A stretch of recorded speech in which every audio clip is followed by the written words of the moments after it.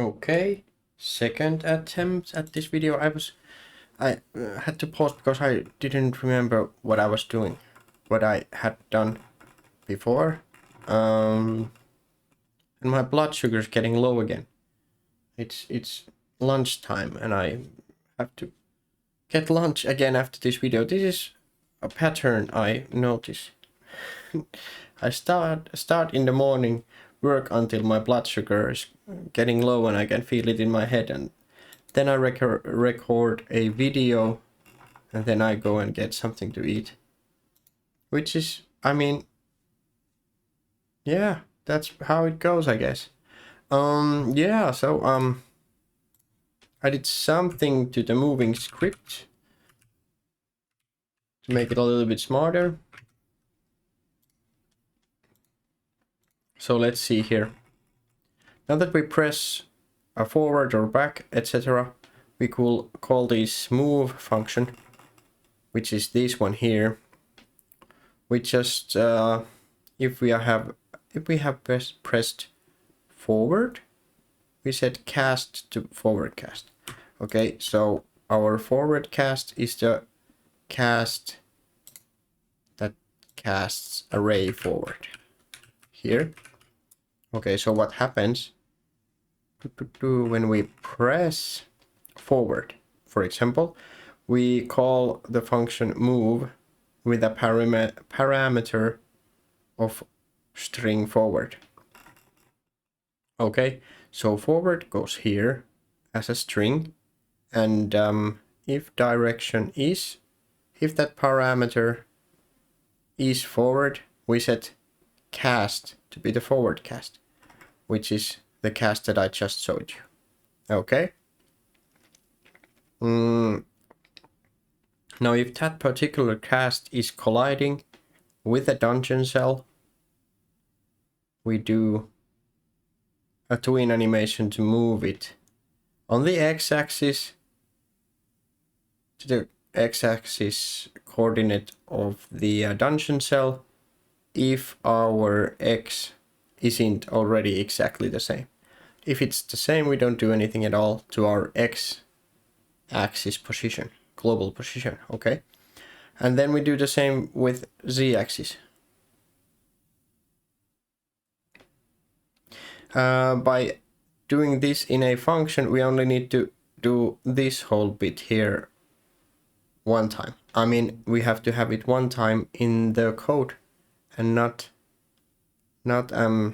many times. We don't have to repeat this stuff. So our script manages to stay shorter.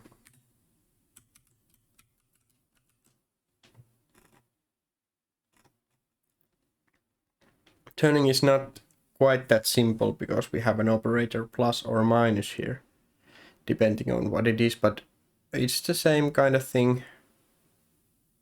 Direction to which we turn when we press turn left or turn right, which are defined in our input map here.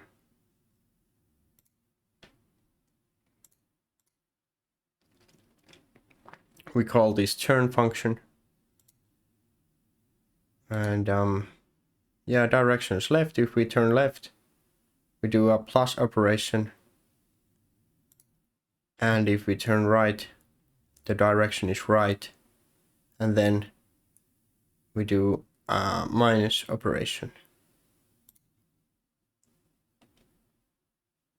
That's basically it. I think this is the final form of the basic movement here now. What else did I do?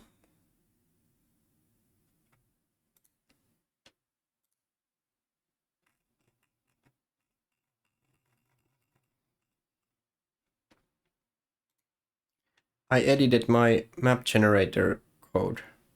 I can now have at maximum, where are we? Here we are.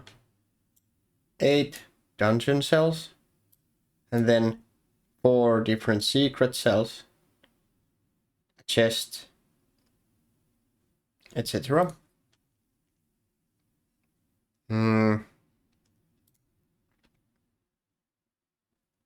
And then we set them to export variables. I made a function match tile, which then matches the coordinates to a tile that corresponds to that tile coordinate in our tile map, which is this one.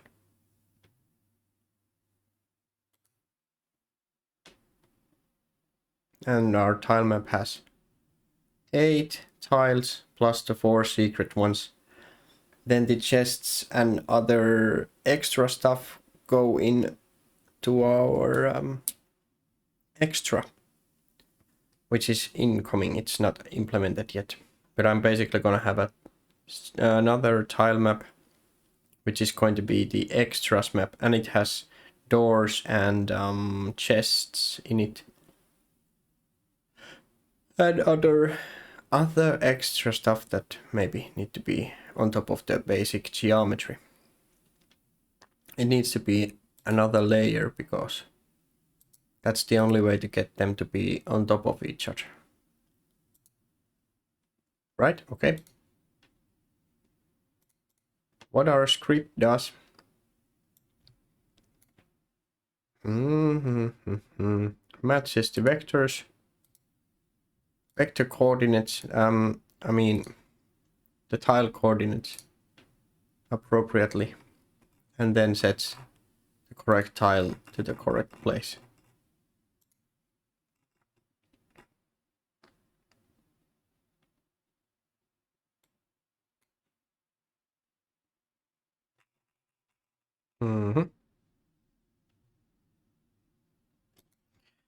Here we have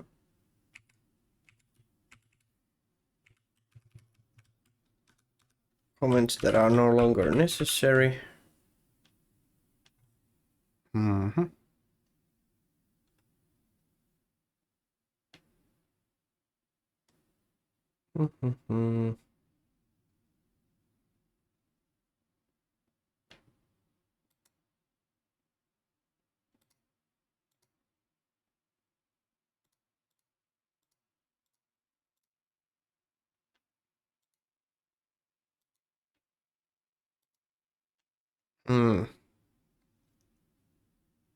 Here we call the match tile. This was previously a if and else if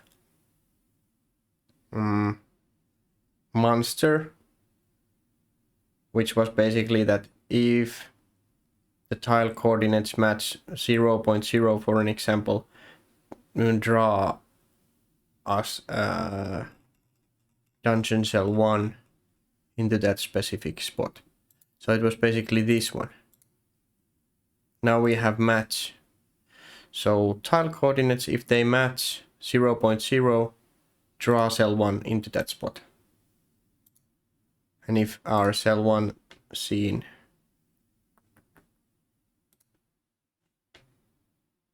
here is empty, give us an error message. I don't know if this match thing is the maximum amount of smart way to achieve this result. I mean, this is still a pretty long function, but it's the best that I could come up with. I think it's better than a monstrous if and else statement.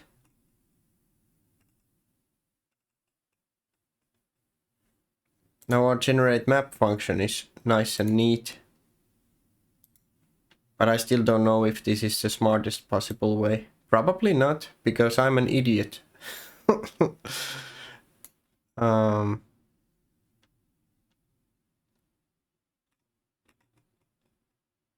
it works.